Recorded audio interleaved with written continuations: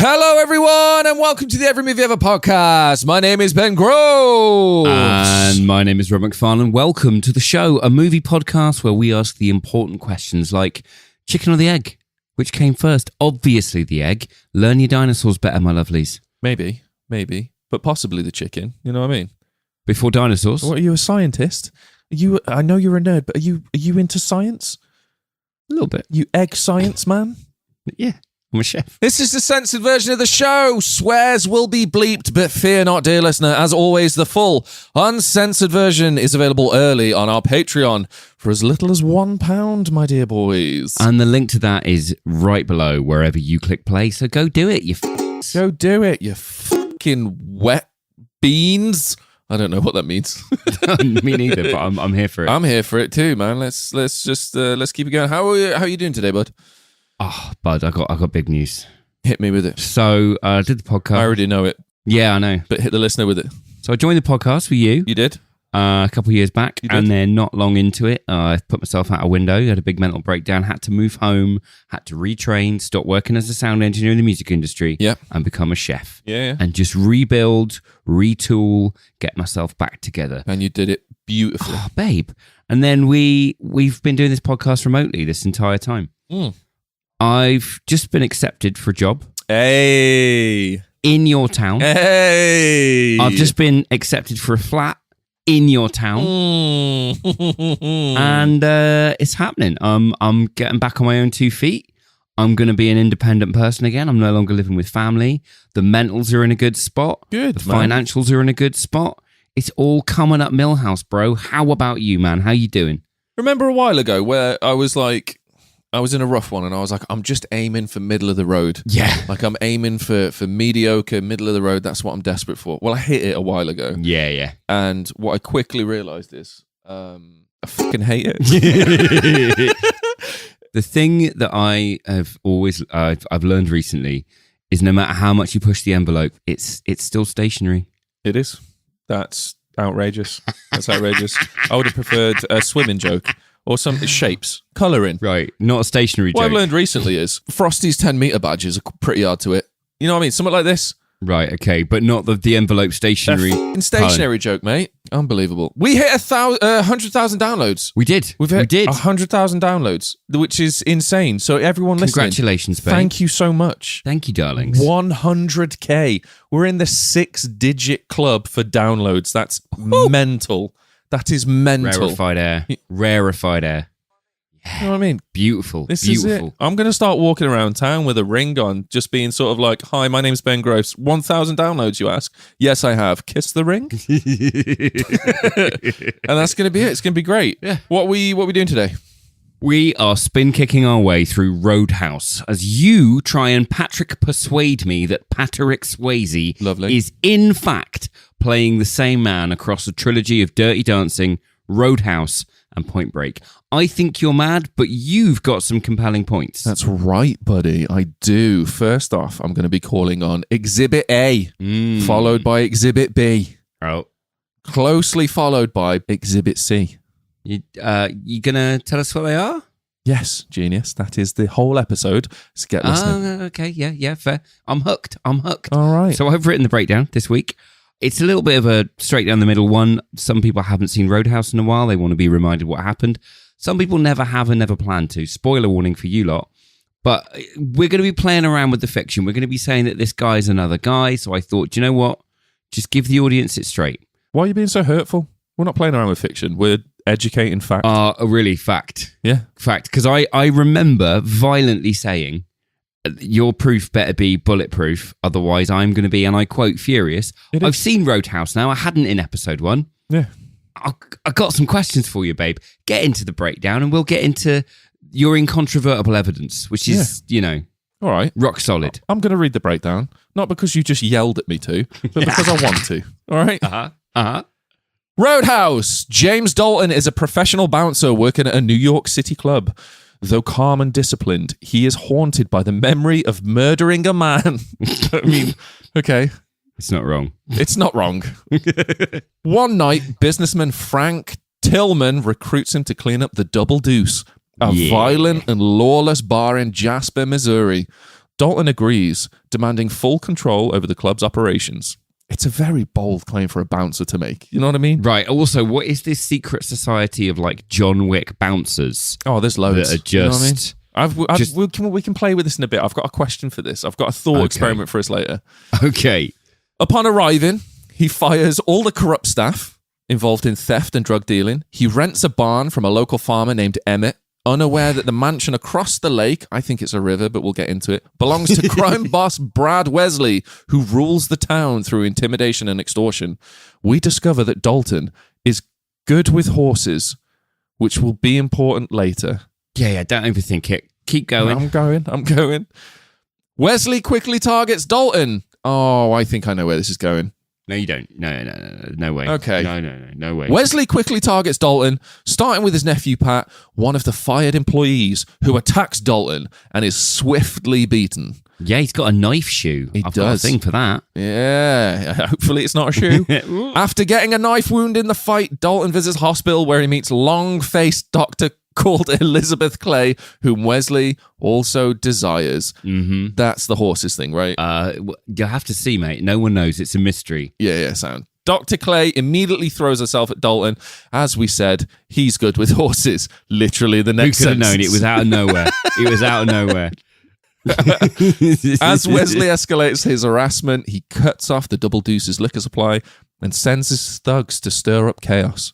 Dalton's mentor, veteran bouncer Wade Garrett. Oh, famed Wade. You know how he is. Famous Wade. He's yeah. He's known throughout Famous the lands. Weymouth, he is. He's also really fit. Yeah, he is fit. Sam Elliott. Wade Garrett arrives to help.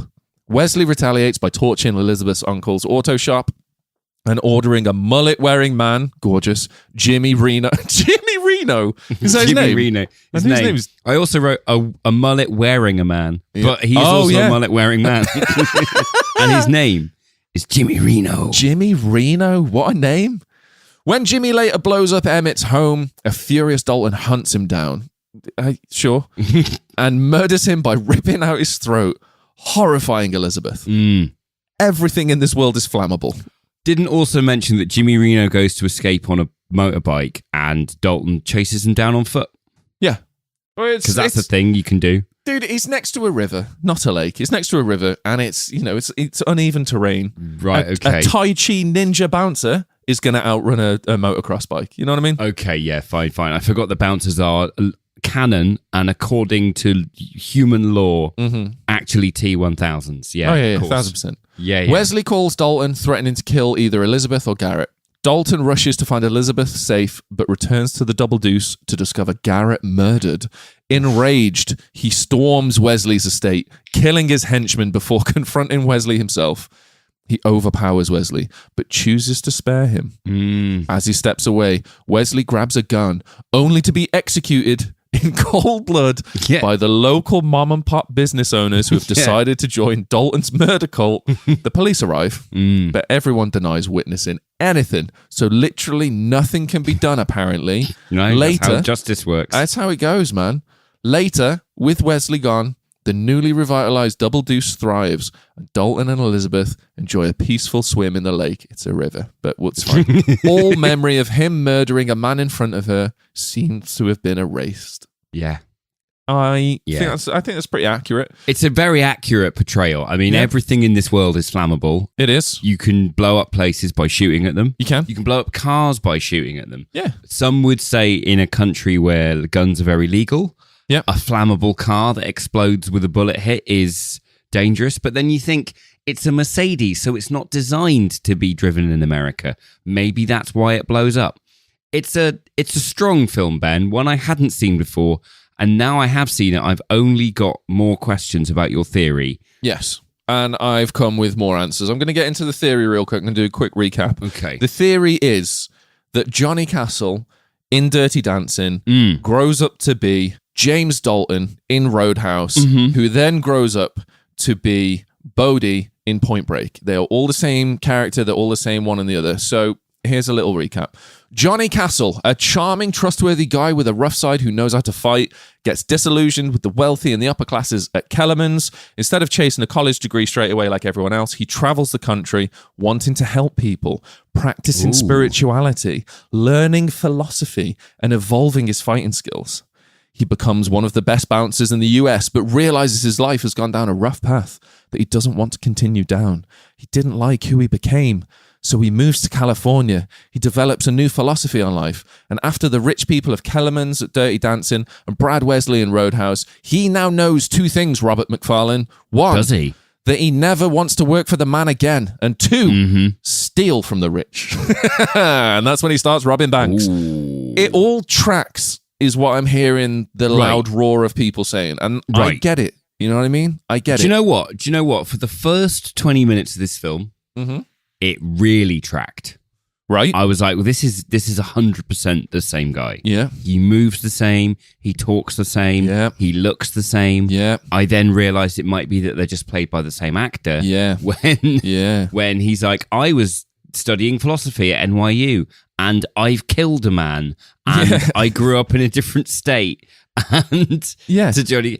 And I've got no mention of Baby or being a dancer. I don't dance in this film. He doesn't want to be known as Johnny Castle anymore, buddy, because that life is behind him. He still can pachanga, but he just chooses not to. The pachanga?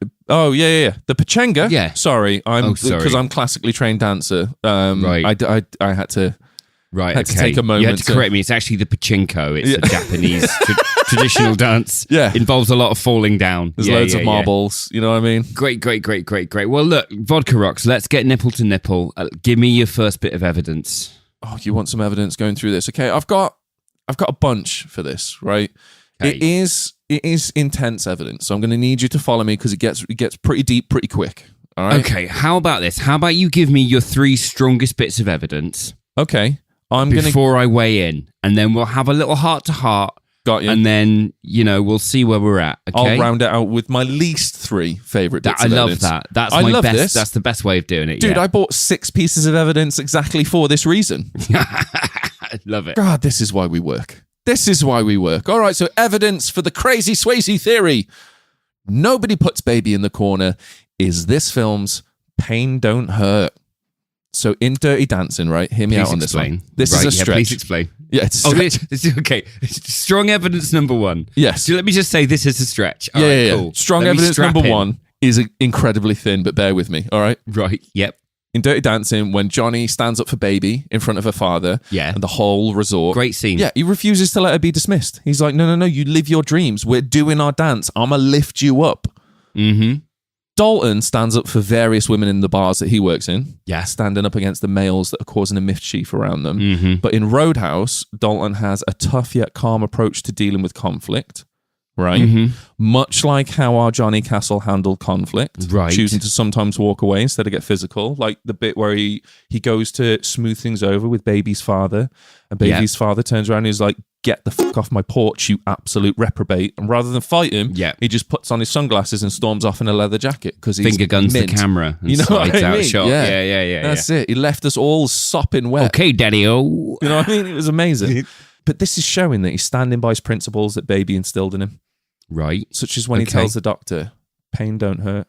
And this is demonstrating both his resilience and his philosophical nature. Right, okay. This could suggest that Johnny, after years of being knocked around by life, toughened up, adopted a no-nonsense and almost zen-like attitude towards pain and hardship. Right. Okay, let me just respond briefly. Give it. You're painting a vision here of a wise man, a man who's lived. Oh, very wise, yeah. Pain don't hurt. Pain don't hurt. Mm-hmm. Great phrase. The fuck does it mean? It's entirely meaningless. Oh yeah, it's nonsense. It's trying to shag a nurse. You know what I mean? Right. Yeah. But that makes me love it more. Right. No, I hear you. It's a great line. It's a great line. Yeah. For I'm cool as fuck, and it doesn't matter if what I say makes zero sense. Oh, I'm sorry. Nobody puts baby in a corner when she's sitting against a wall, not in a corner, only being repressed by having a lovely meal with her wealthy parents in a lovely resort. It's actually, as we discussed, it's more of an alcove. Yeah, exactly. I'll go the other way. I'll say what this actually proves is he's still a moron who doesn't know how English works. Yes. So, okay. Yeah. It's not pearls of wisdom, it's pearls of nonsense. Pearls of Nonsense. Here we go. Great band name, stealing that one. Okay, nice. With their album Death Vessels. Yeah. Yes, buddy. Okay, so dancing versus fighting. This is evidence number 2, and it's down to his physicality and his training, right? Right. Johnny Castle is a dancer, meaning that he has control over his body. Yeah. He has excellent reflexes and impressive flexibility. Ooh. In Roadhouse... Yes. Dalton fights with a very fluid, almost choreographed style. You know, his high kicks, his spins, his precise... He flows like water. He stings like a bee. See? Yeah, flow like water, sting like a bee. That famous phrase. Sung by Wu-Tang. Yes. By Mahershala Ali. Yeah, you see what I'm saying? Yeah. But the precise movements are almost that of a trained dancer. He is like... pinpoint accurate with his like fancy ass moves. This could mean that Johnny transitioned from dance to martial arts and self-defense using the same agility and coordination he once needed on the dance floor. I have an example for this one. Right. So the fight between Dalton and Jimmy down by the river. Jimmy Reno. It is a river because, spoiler alert, if you haven't watched it, go watch it. Jimmy Reno gets his throat ripped out and then he's pushed out into the lake, right? But then the next shot is him very rapidly going down, like following a tide. And I'm like, that's not a lake. Unless Patrick Swayze has thrown this dead body so hard, like a skimming pebble, and is just slowly making his way across a lake. I don't understand how this works. Physics exist. You know what I mean? No, I hear you. It's a very thin lake if it's a lake. Yeah, it's a lake with a very directional current if it's a lake. I also have questions about, before you carry on, I have questions about the town. Because the town seems to consist of the Double Deuce, the auto parts shop, and these two houses. Where the antagonist and the protagonist just have sex at one another across the river. Essentially. It's open window, like... sex off. Watch me clap this ass, and then that guy's like, I'm gonna get that guy. How dare he clap that ass at me? I don't know. I don't know the definition of a town. I don't know if it's you need a church and a phone box, but I'm just saying that Jackson doesn't seem to have those key elements. It seems to have two houses, a river lake, a bar where everyone loves fighting all of the time, it's and got a car the parts shop. Yeah, it's got the car dealership as well, and apparently somewhere to buy a monster truck. Right. Oh, it's got the car dealership. It does. We see that. Yeah, and it's also got a cafe that's open at like 9 a.m. to drunkards. Yeah, it's amazing. Right. There's like one strip and then some outlaying things. You're moving to Telford. Get used to this, buddy. It's essentially 12 little tiny villages and one shopping centre. Enjoy that. Fair. From Camden High Street to Telford, you are in for a culture shock, my boy. I can't wait. Your wider point of Johnny Castle having balletic moves, right? That can be fighting moves. I will go as far as to say that a spin kick is not too different from a pirouette. It's just an angry pirouette. It's just it's a mischievous pirouette. You know what I mean? Right? Yeah. They're very similar, but the dance, the fight between him and Jimmy Reno down by the river, the way that they move, it's so controlled and so rehearsed, and all of his Tai Chi moves come into action like this. Yes, it's just, I mean, minus the throat ripping.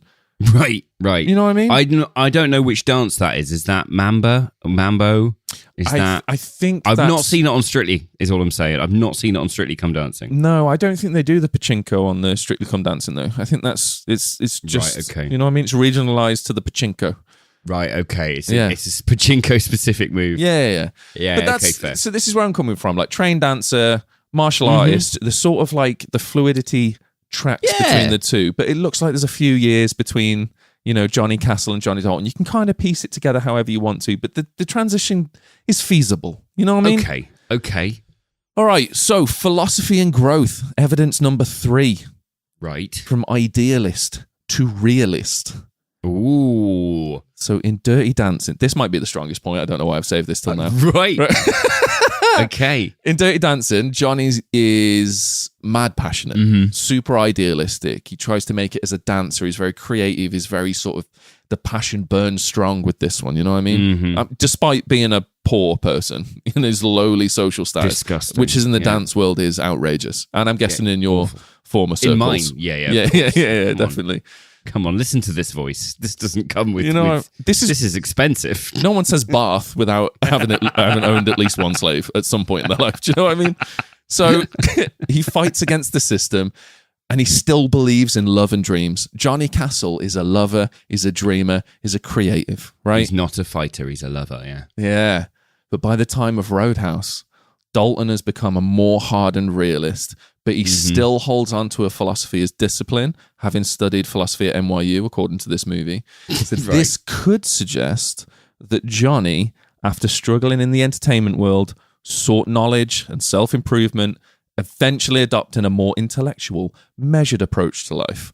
Men searching for faith type shit. Remember when he says that? When he's trying to bang the nurse for the first time? Pain don't hurt. Yeah. I studied philosophy. Men searching for faith type shit. He's such an Andrew Tate pin-up, this guy. It's insane. Oh, mate, let's not take it down that road. He's not that far. Come on. He's macho, but he's not sort of like, you need to be up at 10 a.m. making a business. You know what I mean? There's none of that. Yeah, okay. A little bit. But yeah, all right. So here you go. Okay, no, I hear your point. Yeah? I have a question. Go on. We established in our prior episode when we covered Donnie Dancing. No, Dirty Dancing. Donnie Dancing in the bin. Donnie Dancing would be him, but he is a bit Donnie Dancing because in Donnie Darko, Patrick Swayze plays a child sex predator. Yeah, he does. And in Dirty Dancing, he plays, controversially, a child sex predator. A child sex predator. Who's a 25-year-old man dating a just 17-year-old. So we know that he's 25 in Dirty Dancing. Yes. Which is set in the early 60s. 1963, yeah. Yeah. We know that Roadhouse is set in the 80s. Yes. So how old is Dalton? I think there's been 25 years since 1963. Yeah. So we're saying what? He's 50? Yes. Okay. But a very young, agile 50. Right. It's the Tai Chi. It's the Tai Chi. The Tai Chi really holds it in. Yeah. The Tai Chi and being good with horses. That's what keeps you young. It's not just for sexually confusing your landlord. No. By oiling yourself up for no reason to do some Tai Chi in the garden. Every reason that Patrick Swayze has to oil himself up is valid. I'll have none of this slander. Okay. Go fuck yourself. Okay. Why are we slandering this? That's the best part of the movie. So this 50-year-old man. Yeah. Right, okay. Who practices Tai Chi and lives in a barn, works as a bouncer, who controls the entire industry. Yeah. Part of a secret industry of John Wick-style bouncers. Yeah. All right, cool, it all tracks. Cool. I hear what you're saying, but let me get my evidence out, my dear boy. Right. So in the example that I've got here, Dalton explains to all the bouncers at the Double Deuce, he's like, be nice until it's time to not be nice. Now, this sounds like a man that's been burned by life. He's learned restraint, but he knows how and when to act. And in Dirty Dancing, Johnny had to hold back his anger when he was falsely accused of theft at the Kellermans, proving that he already had some restraint early on. And if we go back and watch Dirty Dancing again, there is so much restraint from Johnny Castle in that film. Yeah. When the father wrongly accuses him, when he's wrongly accused of theft, when he's put down continuously, when he's treated like a cheap piece of meat, he restrains himself so much to a point, and it's all inspired by Baby. And I think that Baby put this seed in our James Dalton. Right, okay. I know. Okay. That took a sharp left turn because you thought...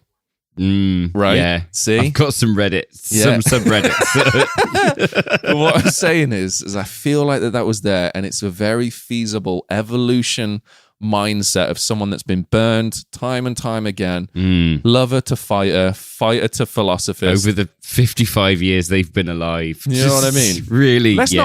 Don't add years on. He's barely 50. All right? Until he gets to Point Break, where he's a 75-year-old surfer. Who can rob banks, yeah. Yeah, something like that. Not to sound unconvinced, Ben. Okay. This is nonsense. Right. This is pure nonsense. Okay. But it leads to a deeper question. Yeah. Why does this matter? Because you are like You are enthused about this. I love that you waited this long to ask that question. I've been trusting you, and I'm like, no, he's this, like... You saved this for the show. We've been planning this for a couple months. I've been talking about this idea. You've never once asked me this. I do believe your words were, and I quote, "Let me cook." Yeah, they were. Right, okay. Yeah. So what was I supposed to do? Oh, right, okay. So you're not letting me cook anymore. You're banging the knife and fork on the table. Where the fuck is my food? I'm at a point going, what's the dish, Ben? What's all right? What's my macronutrients here? Okay. Because at the moment, what we've had two films Yes. that are straight popcorn. Yes. And I've been like, what do these mean to you? And like, they're just fun. They're just fun, mindless movies. And I'm like, okay, great. So what do we have to talk about? And you're like, I've got this theory, and I'm hearing it, and I'm like, this better be strong. Right. This better be strong. And you're like, oh, don't worry, babe, it is. And let's be fair. It is. It ain't. I'm gonna. Okay. Like what? Like why can't Johnny Castle just be Johnny Castle? Because Why can't James Dalton just be James Dalton? have you ever watched a TV series where you get so attached to the characters that you're like, when the show comes to an end, you're like, God, I miss them. I just want a little update. Yeah. You know what I mean? Succession was Breaking that for Bad. me. Breaking Bad for me. Yeah. When it ended, I was like, God, I miss them all so much. I want to know what's going on. I hope Jesse's okay. Yeah. And then a few years down the line, they release El Camino. It's an awful film. I adore it because it gives me more of what I want. It gives me an update on the characters that I love and miss, right? Yes. So, this for me... Okay, right. Give me one sec. When I was a kid, and I would be sitting in the living room, and it was, I must have been sort of like 5 or 6 years old. Right. And my mom and my dad would be arguing. Most parents do, it's fine. And sometimes it would get like a bit intense. And I'd sit there with, these purple crushed velvet cushions from the sofa over my ears. Classy. And I would focus on the TV to try and drown out this stuff. And whatever was on the TV was sort of like what I became, hyper focused on, block the world out. And this is it. These are the sort of films that were playing at the time. Okay. And there would be other moments in my childhood where my brother had gone to work, but a VHS copy of Roadhouse would be in the video player in his room. So I would sneak in, I would sit there. There was, just outside the bedroom door, there's like a whole world of stuff that's happening that I don't understand. I don't really want to. I just want it to stop. Yeah. Roadhouse is on. And then Mint. Johnny Castle will come on the screen during Dirty Dancing. Dalton will come on the screen during Roadhouse. And they're these two guys that they stand on their own. They don't need anyone else. They don't rely on anyone else. They don't have anyone else sort of inflicting anything or like controlling anything, or there's no sort of sway from anyone else. They just are. Yeah. And fucking hell, rewatching Roadhouse, I'm like, Dalton might be the coolest person that I've ever looked up to ever in my entire life. And it's one of those moments where I just missed him. Right. And then I saw this theory and I was like, you know what? Do you know who I haven't seen in a little while? My good buddy who helped me sort of escape the weird for a bit. So James Dalton. What's interesting is my primary criticism of this film is that it is exactly the sort of script that an 8-year-old boy would write. 1,000%. About a kung fu fighting bouncer. Yeah. But he's not an idiot because he's got a degree in philosophy. And he dates this really hot woman, but she's not being objectified because she's a doctor, so she's wicked smart. Yeah. Like, it's... But look at all the bad stuff that's happening to him, and he can just get up and dust it off. He gets stabbed. Pain don't hurt. Right. You just get on with it, buddy. And master of his own destiny and doesn't have to endure anything. If he sees something that isn't right, he fixes it. Exactly. There is a super heroic quality to James Dalton. Exactly. He has the power to change the stuff around him and stand up for the little guy. Whereas with Johnny Castle, there is a warmth and a comfort, and there he is treated with a kindness and a respect and a care by the woman in the film, Baby. Yeah. And he appreciates that care and he values it as he should. He recognizes its rarity. Yeah. So to combine those two is a powerful, powerful thing. Right. And I can't criticize it now because I don't want to take the velvet cushions off, right? Don't. So what I'm going to do, I'm going to nestle down. Mm-hmm. We'll go ear to ear. It'll get a bit sweaty, but it's all right. That's fine. I'll have the velvet cushion on my left. I'll have you on my right ear. Mm-hmm. And then and we'll just be You know what I mean? a head sandwich. Oh, I like this. I like this. Right? I like the Right, thing that okay. sold my theory. It's childhood trauma. What can I say against it? Yeah, do it. Right? It'll be on the internet forever. Go for it. I do think, weirdly, Yeah. linking them together, Mm-hmm. I wouldn't have done it with the in-universe stuff. Okay. I'd have done it with the fact that they are the exact opposite of each other as a film. Okay. Roadhouse does for boys what Dirty Dancing did for girls. Yes, it does. Where you had dance scenes in Dirty Dancing, Mm-hmm. surprisingly, you've got fight scenes in Roadhouse. It's the same level of physicality. Yeah. It's just in one, it's romance, and in the other, it's fighting. Yeah. In one, we had love and romance at the forefront. Mm-hmm. And in the second, we've got nudity and sexuality in Mm-hmm. the forefront. Funnily enough, Dirty Dancing was made for no money and made millions and millions and millions. And Roadhouse is not a legit B movie. It was made for millions. Yeah. And produced by Joel Silver, Yeah. who made like Brewster's Millions and The Matrix and the Die Hard, Lethal Weapon, Predator. Yeah. He's a huge producer. And it made B movie money at the time. It was only really on video and all this. There is a link. There is. There is a link. There is. But I'm gonna stop fighting against it. I'm Okay. gonna say they're the same guy, even though he would be 50. Okay. I think what it is Mm-hmm. is there's a scene where he goes in to see his wicked smart blonde bimbo girlfriend, who's not a bimbo because she's a doctor. She looks at an X-ray in one scene. Yeah. I think he doesn't take painkillers. She's like, "Do you want some anesthetic?" And he's like, "Nah, pain don't hurt." I think he's sober. Ooh. Okay. I think what actually happens at the end of Dirty Dancing Yeah. is that she just goes home. Holiday's over. I would agree. I will agree. I think Baby goes home to a wealthy lifestyle and forgets all about slumming Yeah. it for a summer. Yeah. Yeah. And I think it breaks his heart and he ends up on a bad path. I think he starts drinking. Ooh, okay. I think he ends up on the street. I think he does a few things behind some bins to get a fix. Okay. And then he hits rock bottom Yeah. and he goes, "I've got to clean up my act." Yeah. And he goes to AA. Yeah. And that's where he gets his philosophy from. Ooh, okay. That's where he begins to connect with his Yeah. inner self. He realizes he's been looking outward, blaming the world for everything. Mm-hmm. He's not looking in. He's not seeing the need. I like this. You know, he's had his Yeah. velvet cushions on and he's not experienced the world. Yeah. Okay. So then he starts doing Tai Chi for spiritual reasons Yeah. and he needs a job. And He do you know does. what? He leaves Johnny Castle behind because Mm-hmm. Johnny Castle is everything. It didn't do it for him. He becomes a new man. I love this. The name Johnny Castle doesn't describe who he is anymore because Yeah. he's not that guy anymore. He's going to put Baby right in that fucking corner. Yeah. Fucker. Forget about me. I'm a bang a horse on a roof, mate. Exactly. There we go. There we go. I like this. I'm going to sexually confuse some farmers Yeah. and bang a horse in full view of our ex. Do you know what my favourite thing about your thought experiment there was? Right? You've listened to the reason that I love these movies and that I wanted to do this theory is down to sort of like weird childhood trauma and escapism. And you were like, yeah. So your hero, your superhero sort of guy that you used to look up to, ended up behind bins giving head for fixes. Yeah. And then started abusing women. And I'm like, oh, that's so sweet that you've heard. Ben, you what's heard more my heroic? omission. What's more heroic than a recovery story, bro? He hit rock bottom and he clawed his way back up. Dude, fair. That I respect the shit out of that. It makes me like him more, weirdly. That's He's the more thing. super heroic if he's, you know. I like to think of him more as like Johnny Castle left Kellerman's and was like, I'm going to get my Pachanga chance.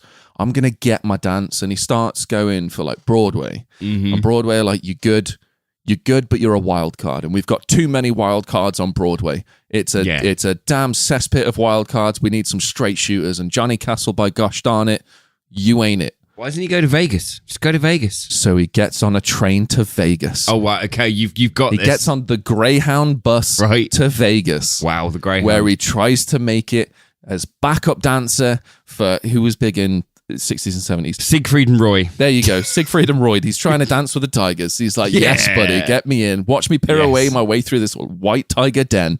He is in Vegas. He's trying to get jobs left, right, and center. It's not massively panning out. He gets a few little eggs here and there. Swayze eggs. And he's like, God, man, money's tight. I need to avoid the bins. Yeah. Because the bins are looking tempting. I need to avoid them. So I'll tell you what, I can just jump on the doors here. I'm built like a brick shithouse. I can be a bouncer and I can fight intoxicated 18-year-olds. I can flirt with 20-year-olds. Yeah. And I can get paid minimum wage and feel like a king for 6 hours. You know what I mean? Mm-hmm. Yeah. And I think that did it for him. And I think there he was like, that's where he really started to shine. But people were like, Johnny Castle, ain't you the guy that was pirouetting across that stage the other night? And he's like, no. Where do you think he got his injuries from? He got mauled by a tiger at Siegfried and Roy. Yeah, he got stabbed by a punter on the way into the Siegfried show. It's a famously rowdy crowd. So he's like, no, this ain't me anymore. This ain't me. I'm not Johnny Castle. I'm James. James, yeah. Dalton. I'm James Dalton, and I'm the doorman. You know what I mean? Yeah. I think it just blossomed from there. Dalton gains his notoriety throughout Vegas. Vegas spreads to California. California across the nation. Okay. Known for this Tai Chi mullet. Beautiful marble statue of a man who can come in, fire your staff, take over all admin control of your business. Yeah. And as a mate who's fitter than him. But somehow 25 years older. It's that or he's the Zodiac Killer. Those are my two theories. Oh, right? That's a good one. Because he's fond of murder. Dude, his kill count is huge. His kill count is too huge. His kill count is more than some horror movies that I truly enjoy. You know what I mean? Yeah. He murders a bunch of henchmen at the end of this film. A bunch of them die. But now that I've got you a little bit back on board, and I've kind of guilt-tripped you into just subscribing to the theory. Fully on board. So I've got a few other pieces of evidence. I'm going to say evidence because we're both fully saying that it is 100% the truth right now. Because if not, you may as well just punch baby Ben in the face. Yeah, okay. Taking the piss now, but go ahead. Yeah, laying it on thick, buddy. Laying it on thick. Johnny Castle and James Dalton, they both have issues with wealthy, controlling figures. They do. Dirty Dancing, Johnny is constantly belittled by the upper class at Kellerman's. He's wrongly accused of theft. He's forced to stay in the background, and he only wins at the end because he stands up for himself and baby by throwing away his summer bonus, fighting for what's right and just. Yeah. In Roadhouse, Dalton faces Brad Wesley, a corrupt and powerful businessman who runs the town with an iron fist. Wesley sees Dalton as a threat because he cannot control him, just like how the Kellerman staff saw Johnny as a wild card, someone that they cannot control, someone who is always going to mouth off if something ain't right. Yeah. Right? Yeah. Wesley's goons, they go in to try and intimidate Dalton, but he refuses to back down. Similar to how Johnny refuses to back down when baby's father disapproves of him or when he's paid to leave Kellerman's. Okay. And again, I fully endorse your theory and Thank you. I'm happy to say yes. Sure. I'm just going to add... Roadhouse is very much more of like a Western remake. No, it is. It's an 80s Western setting. And the sheriff pulls up and there's varmints illegally taxing and extorting the locals. It's Pale Rider, it's Shane, it's all that stuff, right? Yeah, of course. That's a sort of reasonable and just, as you said, rich authority figure for him to kick against. Yeah. I do feel in Dirty Dancing, the rich authority figure is a father trying to stop his 17-year-old getting banged by a 25-year-old. We can split hairs. All right, we can sit here and split hairs all day long. But are we going to get to the bottom of this? No. Okay. Now, where was this attitude on the Chaplin series, Ben? Oh, because she was 15 and he was in his 30s. That's wrong, Rob. Right, okay. Yeah, cool. Sold, mate. Sold. Moving on. Okay, this one is a stretch. Shut up. The same kind of best friend / mentors / inspiration, I guess. Okay. So okay, bit of a stretch. Yeah. All right, Reed Richards on line 1. Look, it's thin, but it's there. Okay. All right. Dirty Dancing, Johnny's got a close bond with Penny, who is another dancer. She's a better dancer. Yeah. She's another dancer who helps him through his tough times. He looks out for her. They share a deep history. In Roadhouse, Dalton has a similar relationship with Wade Garrett, Sam Elliott's character. Wade is an older, experienced bouncer who serves as Dalton's mentor and best friend because he's a better bouncer. He takes this one person, he hyper-focuses on them, and he uses their expertise and their sort of willingness to teach as a way to better himself. So the parallels here, Johnny and Dalton always have close confidants who are a huge part of his world. Whether it's Penny in dance or Wade in bar security, someone to keep him on the straight and narrow, keep him in check, and someone who is always encouraging him to hone his craft and maintain his discipline. There is never a moment where Penny's like, yeah, fuck it, cut loose for a bit. She's like, no, dickhead, learn to tango. This is what we're doing, step, step, step. There's not a scene in Dirty Dancing where Penny tries to aggressively bang Baby in front of Johnny Castle. Would it have made the film a better film? It's the question that we're asking here. This is the real question. Nothing can make Dirty Dancing a better film. It's perfect in every way. It's banging, isn't it? See? After all the hate, I love that you're on board with this. It's my favourite thing. 100% on board. All right. So now we've kind of been down this road, but I've written out a little thing where it's Johnny Castle's future. Where could Dalton have come from? After Dirty Dancing, Johnny Castle was still struggling to find work. Yeah, we got this. I'm down with this one. This is where it is. Down with this one. So he couldn't sustain that career. Takes the door jobs, ends up bouncer, loses the name. Yeah. You know what I mean? Yeah. Plus, if you think about it, Dalton feels like someone that's used to handling this kind of world. He's used to handling people knowing who he is. Okay. I'm going to hit you with 3 facts now. Give it. And these are incontrovertible facts. Mm-hmm. And they may add to your theory. They may take away from it. I'm going to let you decide. Yeah. We mentioned him earlier. Joel Silver, the producer of the movie, made Weird Science, Brewster's Millions, Lethal Weapon, Predator, Die Hard. Hit me. Did you know he invented Ultimate Frisbee? I did not know this, but it makes me like him more. Right. Yeah. I had no idea. I was just researching this movie. I'd be like, right, okay, Ben's bringing some in-universe stuff. And there was lots that was interesting. But the idea that Joel Silver has been inducted into the USA Ultimate Hall of Fame for inventing Ultimate Frisbee. Right. At Columbia High School. Okay. Right? Yeah. I think a man who invents Ultimate Frisbee sees Dirty Dancing and goes, but what about the young lads? What if we just did the exact same film? We had the exact same relationships. We had the exact same actor, but we just tweaked the formula a little bit. Yeah. And made it for lads. Perfect. Right. Perfect. All day long. Because it worked. Right. It worked. Secondly, this was used in police training, causing a massive political scandal. Incredible. Wait, Roadhouse was used in police training, like actual real life police training? Americans, I'm sorry for everything that's going on with you guys right now, but I'm also sorry you live in a world where after the death of Eric Garner, famously, unfortunately, his last words were, "I can't breathe," the NYPD show the Swayze scene to all of their new recruits about the 3 rules for avoiding violent conflict. Expect the unexpected, don't instigate, and be nice. That's fucking insane. That's actually insane. I'm not a fan of Roadhouse, but I think it's excellent at what it does. And it sets out what it does. Yeah. I can see that this is your perfect film, and I love how much you love Roadhouse. Thank you, man. I'm so incredibly glad Roadhouse exists so that you can watch it. Yeah. It's not for me, but nonetheless. You haven't seen it on VHS. You're moving up here soon. Do you know, I would never put it on after. Yeah. I mean, I would draw a line. You know what I mean? Right. After a national tragedy and a police brutality incident, I might not go, I might stick Roadhouse in. Right. Yeah. Right. The film where somebody sells kissing his girlfriend's boobs for $20. Hey, man, everyone's got to get by. You know what I mean? Right. And then only starts a fight when the guy doesn't kiss him because he doesn't have $20. And then everyone fights, causing thousands of dollars of property damage. Them tits were worth it. Did you see them? They were fine. Fine enough to cause thousands of pounds worth of damage to the double deuce. And this is the one that I'm most excited to tell you, Ben. Go on. It's a true story. Mm-hmm. Oh, you knew. Oh, damn it. What is it? Damn it. It's a true story.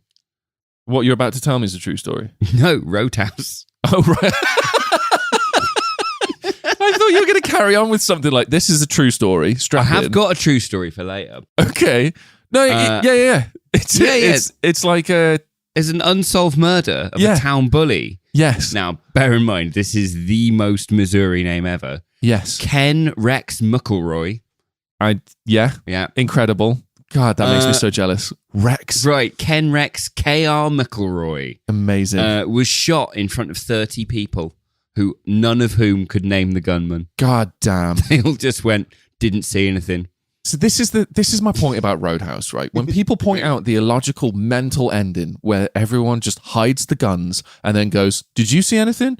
Yeah. A polar bear fell on me. Yeah, that was a henchman whose boss has just been brutally murdered, freshly murdered in front of his face. Yeah. And the only thing he can do is a shit quip. Dude, I'm telling you, when people look at that and everyone's having a little giggle and like, well, that wouldn't happen. It fucking did though, didn't it?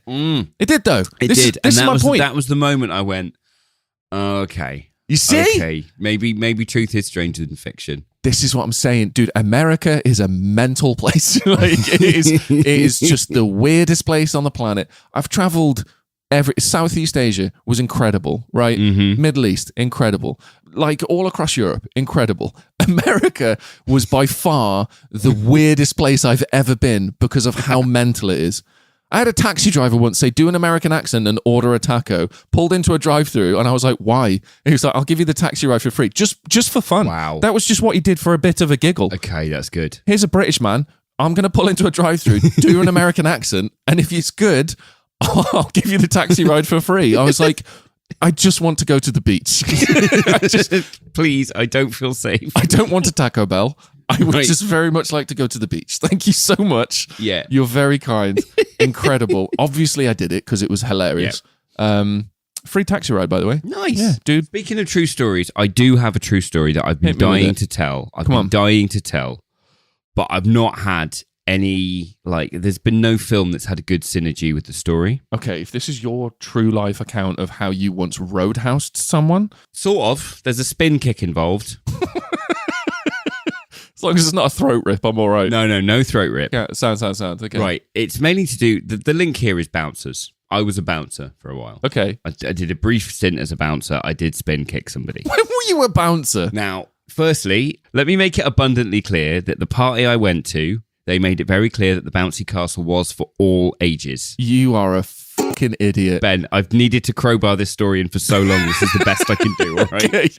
Okay. So, colleague had a birthday party and her parents, they did like a joint affair where it was like her mum's birthday, her dad's birthday, and her birthday were all being celebrated at once, right? Yeah. And big age gaps. So there was a lot of people and a lot of families and a lot of elderly people and a lot of kids. So they rented a bouncy castle and I attended the party under the guise of being a good friend to this colleague, but it was, I'm not ashamed to admit, almost entirely because when she invited me, she said, we're getting a bouncy castle. And bitch loves herself a bouncy castle, right? Right. So I get there, I start drinking. This isn't that long ago. This is like 6 months ago. It's quite a well-to-do party. She's far richer than I imagined. I thought it was going to be like a bouncy castle in a driveway of like a housing development. Got you. It's not. They've got like a farmhouse. Her parents are farmers. Ooh. They've got like 4 fucking kitchens. It's insane. They're good with horses. They're good with horses.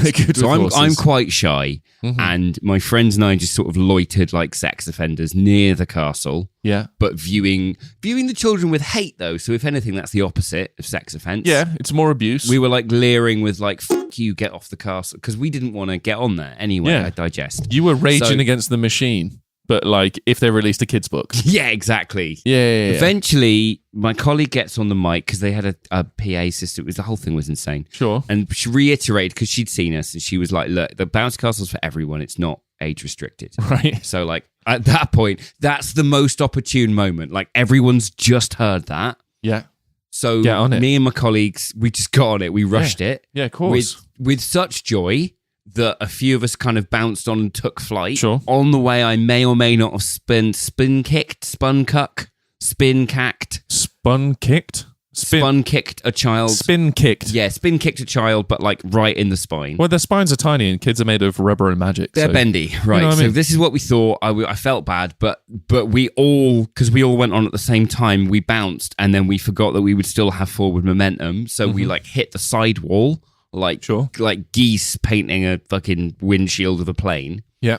And then so the castle, which has got a roof, bends. Okay. And the attached roof then pulls across. And what had once been like an inviting drawbridge portcullis situation pulls itself into like a horrifying horizontal galvanized rubber vulva. Amazing. Which just like winks closed like a Cronenberg-esque birth in reverse. Sure. So now like there's no light because the mouth is closed. What a kid party. Leaving like 4 chefs. Sure. And like 10 like young, far too young for something like this to have happened to them. Right. Like stuck inside an anaerobic PVC womb that's just devoid of light. Jesus Christ. The screaming, Ben, was so close.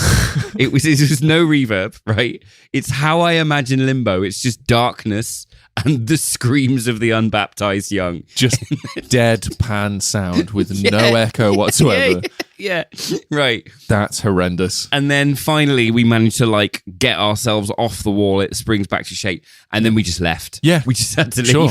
Happy birthday. Here's some trauma. Bye. That's amazing. So that was when I was a bouncer. And I did a spin kick. Yeah, that's your Roadhouse story. I've been sat on that for so long and I'm like, bouncy castles are not in enough films. They're not. Right? Okay. Well, I'm glad we got to hear this now. Thank you. Yeah, this makes me... I feel clean. I feel purged. Good. I feel it's like a confession. All right. You know? Well, I'm happy with this, man. I'm feeling pretty good about it. And I'm also glad that I've sort of guilt tripped you into, verbally 100% true. Agreeing for it to be 100% truth fact. 100% true. Can't wait to see what Johnny Castle gets up to in Point Break. James Dalton. Johnny Castle's dead now. Johnny Castle's dead. He's left him behind. Exactly. Don't dead name Dalton. It's Don't dead name 2025, Dalton. mate. That's a t-shirt. Oh, speaking of t-shirts, nobody dead names Dalton. There you go. Yes. I've got a new idea for some Patreon merch based on this film. Mm-hmm. We got the t-shirt up. Lovely. We do. I've got another idea. So there's a scene in this film where a thug enters the Double Deuce. Yes. With a knife shoe. With a knife shoe, yeah. Yeah, he's got like a shoe where he kicks the heel and a little knife comes out. Rob, you said knife shoe. No, it's no... Right, there's no sort of mysterious contraption where people are like, well, I wonder what a knife shoe could be. Uncomfortable footwear. Yeah. Okay. But his doctor bird, his horse doctor has just arrived. Dr. Elizabeth Clay. Dr. Elizabeth Clay, yeah, just won the Grand National. Stop calling her horse because okay. It's so upsetting. Okay, she does have a long face. I did keep thinking the film had switched aspect ratio, but anyway, okay. She arrives, and then seconds later they arrive, and they're like, "We're going to beat you up," and he dispatches them so easily that I can only think about 20 minutes later he slips him a 50, and is like, "Cheers for doing me a solid." Okay. Okay. So I think as a Patreon, maybe for the Absolute Legends or maybe as a sale, I'm willing to attack the purchaser with a knife shoe in front of their medically trained crush. Ooh. And let them win. Okay. And I'll do like a 1930s gangster accent. I'll do all sorts. Look here, see? Yeah. Give me your money and your wallet. Honestly, mate, and then they can like completely flatten me. It doesn't matter what your level of fitness is. Yeah. I will lose. I will make it look convincing. I'm very good at losing fights. Yeah, but also very good at making knife shoes, apparently. Right, mate. I'm a chef. Yeah. Do you know what I mean? Fair. You know what I mean? I got a new job now. I don't need the knife. I can put it in a shoe. Just out of curiosity, dear listeners, if anyone out there is trying to bang a nurse or doctor or a horse, email us and just let us know whether beating a man with a knife shoe would help. I'm desperate to know. 2 blokes in a field having a fight in front of a bewildered horse. It's just got no clue why this is happening. Doesn't speak English. Yeah, but also I think a horse would understand a knife. Oh, maybe. Dear listener, if you are a vet or a vet nurse, email us and let us know, do horses know what knives are? And if not, could you ask one? Thank you in advance. I'm going to wrap up this theory where we are right now. Please do. Johnny Castle has become James Dalton. He's progressed into philosophy. He's shed his dancing past. He's now focused on spirituality, philosophy. He's still into his Tai Chi because he's very choreographed. He's very flexible. He's very gorgeous. Delicious Swayze. Yes, please. Swayze eggs. And now what we're going to do, dear listener, is we're going to check back in with our dearest James Dalton. I'm going to start calling him Johnny Dalton. I'm going to blend them together. You know what I mean? Yeah. Johnny Dalton. Johnny dancing. And we're gonna keep up with our Johnny Dalton in next week's episode, which is going to be on Point Break. We're going to check in when Johnny Dalton is evolved further into Bodhi. There's a few circumstantial bits of evidence in Point Break, which sort of, I don't know whether they're like Swayze Easter eggs or like direct things, but whatever it is, it's fun universe building. No, it's 100% true, Ben. We've decided that this episode. It's reality. That's it. It's just popcorn movies being nothing but popcorn movies, and also treatment for childhood trauma. Incredible. Or just before we wrap the show up, if you enjoyed this episode and you want to support the show, you can leave us a review. Tell a friend about us. It helps more than you know. Let us know what you think about this theory. Find us on socials. Chip in. If you've got evidence for or against, we want to know. You think you can disprove this theory? Let us know. We'll fight you in the show where you can't fight back. You won't. We'll just read your messages out loud and make an episode out of it, like a real podcast. You can support the show over on Patreon for as little as £1 a month, guys.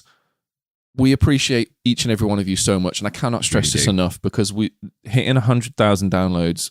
We've sort of mentioned it earlier and moved on from it. Thank you sincerely from the bottom of our hearts, because that is insane to think that two rambling knobheads are worthy of 100,000 downloads.